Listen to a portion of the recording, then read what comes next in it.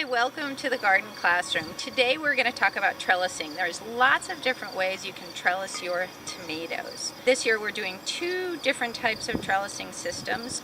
This first type we're going to talk about is something called the Florida weave trellising system. And before we can actually put any strings on our trellis, we have to get our system set up. This is a fence post pounder. One side has a cap on it, the other side is hollow, so it can slide over your fence post. On the corners, we use metal stakes, and the reason we do that is because we want a nice, secure trellising system. In the center, depending on how long our row is, we will fill in with wooden stakes.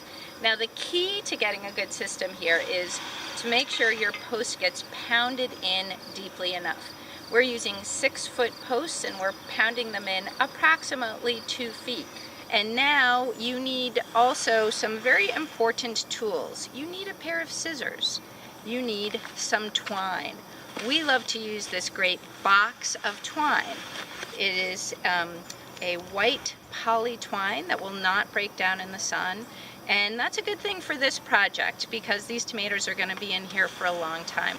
And the whole concept of the Florida weave is sandwiching your tomato plants in between this twine.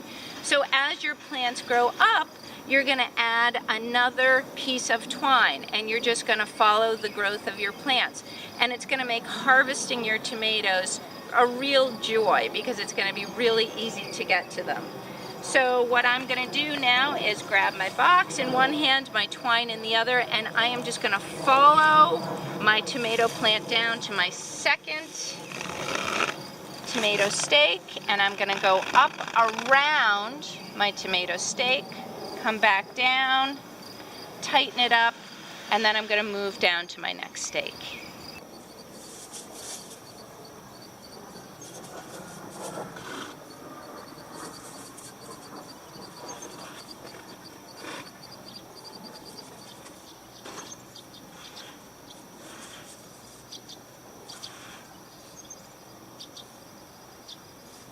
Another way that we are trying to do some trellising here, we're experimenting with this year at the school garden. We have put in some permanent posts. These are some nice cedar posts that are down approximately 2.5 to 3 feet into the ground. We try to get as deep as we can to get past that frost line here. And we've got these planks up here on the top that we have some twine attached to.